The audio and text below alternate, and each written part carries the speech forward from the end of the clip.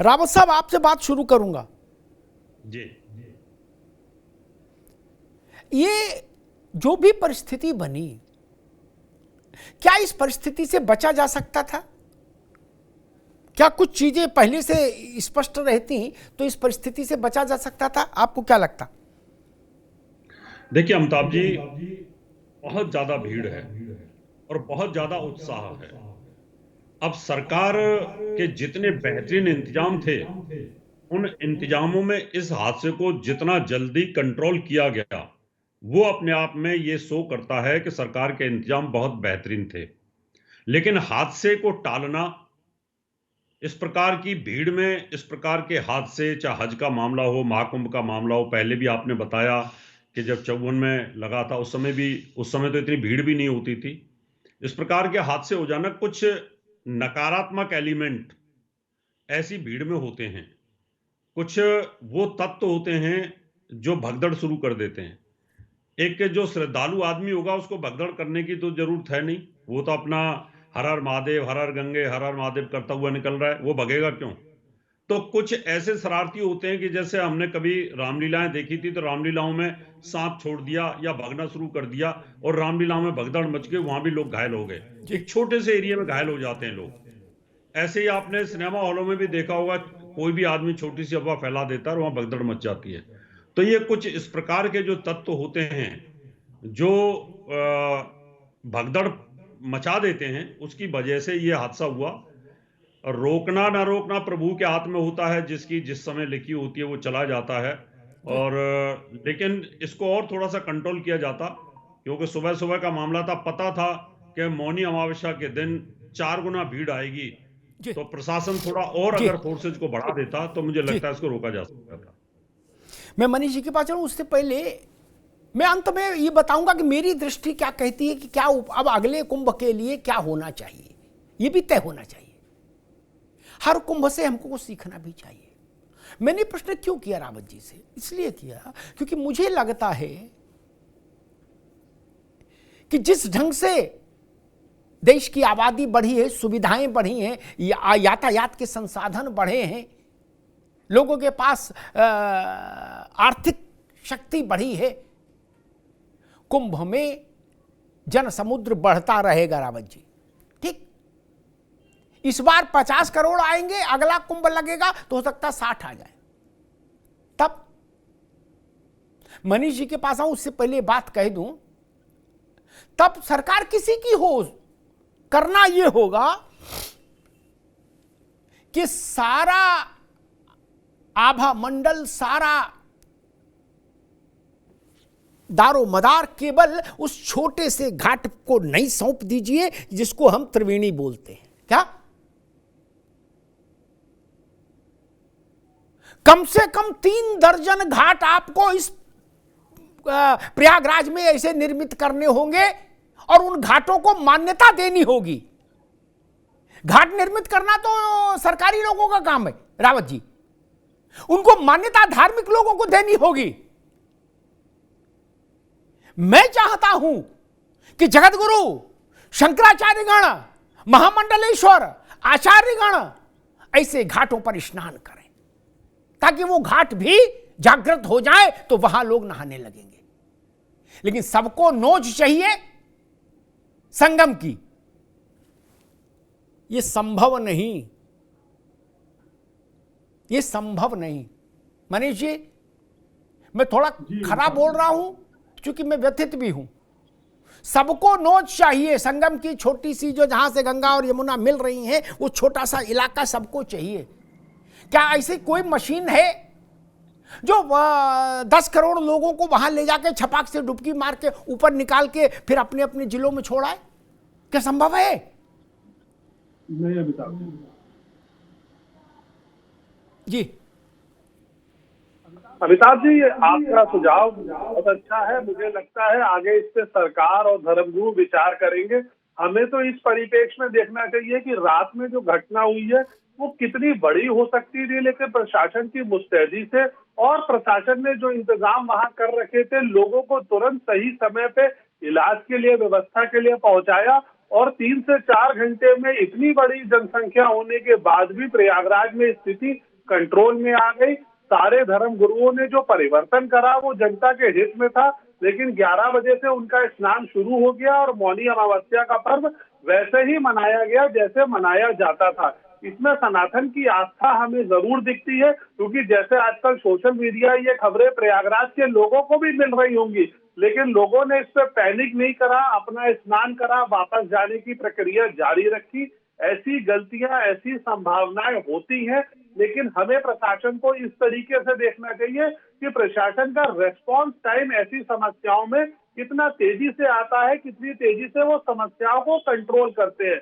कोई नहीं चाहता समस्या हो, कोई नहीं चाहता किसी भी प्रकार की किसी एक जान की भी हानि हो या किसी को जरा सी भी चोट लगे जब वो धर्म की आस्था में आ रहा है। लेकिन भगवान न करे अगर ऐसा होता है तो प्रशासन की मुस्तैदी सिर्फ और सिर्फ इसमें होती है कि कितनी जल्दी वो इस आपदा को कंट्रोल करते हैं और जिन लोगों को इलाज की जरूरत है उन्हें इलाज दिलवाते हैं, और जो लोग आस्था के उस दरवाजे पे खड़े हैं उन्हें निराश न करते हुए उन्हें तुरंत स्नान की व्यवस्था कराते हैं। आज हमें धर्म गुरुओं का भी ये धन्यवाद देना चाहिए कि उन्होंने रात में ऐसी परिस्थितियां देखने के बाद अपने विचार को बदला था, और फिर सुबह जब प्रशासन से उनकी बात हुई तो उन्होंने उस विचार को मानते हुए वैसे ही आके स्नान करा जैसे वो करते हैं। और ये पर्व जिस तरीके से मनाया जा सकता था उसी हर्षोल्लास से मनाया जा रहा है। हाँ, आपदा से हमें ये सीख मिलती है कि आगे हम और क्या बेहतर कर सकते हैं, वो जरूर करना चाहिए। ठीक बनवारी जी। अशोक यादव जी, आपदा का इतिहास हर बड़ी घटना के साथ जुड़ा है।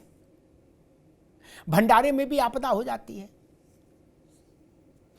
लेकिन इतने बड़े जनसमुद्र के प्रवाह के बाद भी जो त्वरित कार्रवाई है, रिस्पांस टाइम जो है मशीनरी का, वो तो अद्भुत है। लोगों को एम्बुलेंस में लेके अस्पताल तक पहुंचना, जब सब तरफ अफरा तफरी हो और करोड़ों लोग प्रयागराज में हो, और कुछ घंटों के भीतर स्थिति इतनी सामान्य कर लेना कि वो परंपराएं फिर से अपना उनका पालन हो पाए और फिर से सामान्य जन से लेके जगत गुरु और शंकराचार्य तक अपनी अपनी मान्यताओं के अनुरूप स्नान कर पाए। अशोक जी, देखिए अमिताभ जी, सबसे पहले तो हमारी तरफ से उन दिवंगत श्रद्धालुओं की आत्मा की शांति के लिए भगवान से प्रार्थना करते हैं और सरकार से मांग करते हैं कि जो मारे गए श्रद्धालु हैं उनके शवों की पहचान करके उनके घरों को पहुंचाया जाए, जो घायल हैं उनको एयरलिफ्ट करके अच्छी व्यवस्था दी जाए और जो लोग खोए हैं उनके परिजनों से जल्दी मिलवाने का प्रयास किया जाए।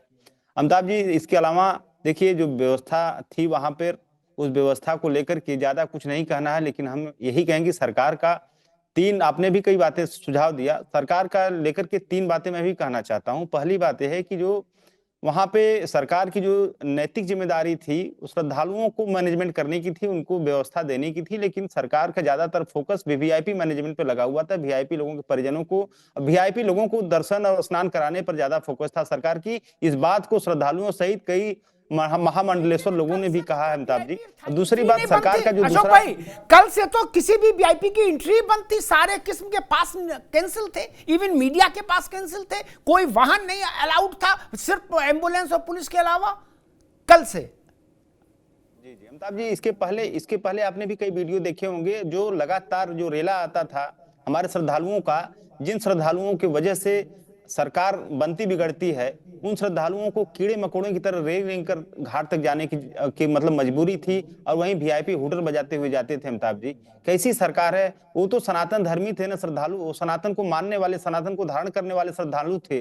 वो कीड़े मकोड़ों की जीवन जीते हुए वहां पहुंचे थे, वहां रेंग के पहुंचे थे, और जिनके वोट से सरकार बनती है वो लोग फ्लाइट से और हुटर बजाते हुए जाएंगे। ये कौन सी व्यवस्था है अमिताभ जी? और ये बताइए कि उन सनातन धर्मियों जो धारी हमारे श्रद्धालु थे अमिताभ जी, उनको इस बात का लेश मात्र भी ज्ञान नहीं था कि सत्ता में बैठे हुए लोग सनातन के व्यापारी हैं, जो सनातन का व्यापार करते हैं, उनको सनातन धर्म से कोई मतलब नहीं है, उनको वीआईपी मूवमेंट चाहिए, वीआईपी लोगों को बढ़िया व्यवस्था मिल जाए, उनका प्रचार प्रसार हो जाए, उनका राजनीति चमक जाए कुंभ के बहाने। तो उनका फोकस क्राउड मैनेजमेंट पे नहीं ज्यादा था, बल्कि इलेक्शन मैनेजमेंट पर था। इस बात की थोड़ा हम लोगों को कष्ट है कि जब सरकार इतना बड़ा बजट है, हमारे राष्ट्रीय अध्यक्ष जी ने भी कहा कि बजट और चाहिए और केंद्र सरकार से मांग करे, उस बजट को और बढ़ा लें, लेकिन जो दुर्व्यवस्था वहां पे है उस दुर्व्यवस्था को सुव्यवस्था में बदलने का प्रयास किया जाए। कोई जिम्मेदार अधिकारी के ऊपर कोई एक्शन हुआ अमिताभ जी? आप बताइए। माननीय मोदी जी ने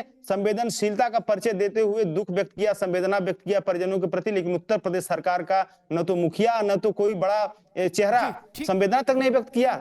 ये क्या मतलब संवेदनहीनता की पराकाष्ठा अमिताभ जी, ऐसा नहीं होना चाहिए था। ठीक है अशोक जी। अशोक जी ने कहा कि श्रद्धालु पैदल चल रहा है और नेता और अधिकारी हूटर बजा रहे हैं। कुछ लोग तो ये भी लिख रहे हैं कि वो नाश्ता अच्छा कर रहे हैं, काजू बादाम खा रहे हैं। इस ढंग का भी निगेटिव अपना रहता है। खैर, मैं एक ही बात कह के फिर रत्नाकर सिंह के पास जाऊंगा। नपना दुरुस्त रखो। मैं आज ये विषय लाना नहीं चाहता था, लेकिन अब क्या करें, अब आपने विषय खड़ा किया तो कहना होगा। 13 में आजम खान प्रभारी थे। आजम खान पैदल चलते थे 12 किलोमीटर, तब कुंभ जाते थे। वो तो बिल्कुल गनीमत है, पानी में नहीं उतर सकती गाड़ी, नहीं नोज पे उतार देते कार, नहाना नहीं, लेकिन फिर भी। और अधोक्षानंद ने उनका सम्मान समारोह कुंभ में आयोजित कराया था कि नहीं? हमको सब याद रहता महाराज। वो वीआईपी ट्रीटमेंट नहीं था।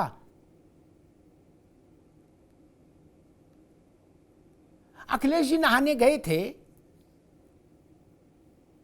पैदल गए थे। 13 में वो कुंभ के खत्म होने के बाद गए थे, नरेंद्र गिरी उनको ले गए थे नहलवाने। लेकिन तब भी पूरा प्रोटोकॉल था कि नहीं था? पूरा अमला जमला था कि नहीं था? नाव नाविक तक सब खाली कराए गए थे घाट की नहीं? 1954 में तो नेहरू जी को देखने के लिए भगदड़ मची, हाथी तक पागल हो गया और 450 लोग मारे गए।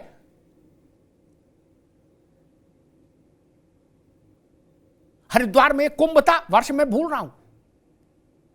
अशोक जी, आज जो आपकी पार्टी जिनके साथ अलायंस में है, कांग्रेस की सरकार थी लखनऊ में भी और दिल्ली में भी। वीर बहादुर अपने सारे अमले के साथ पहुंच गए थे, भगदड़ हो गई थी, 85 लोग मारे गए थे।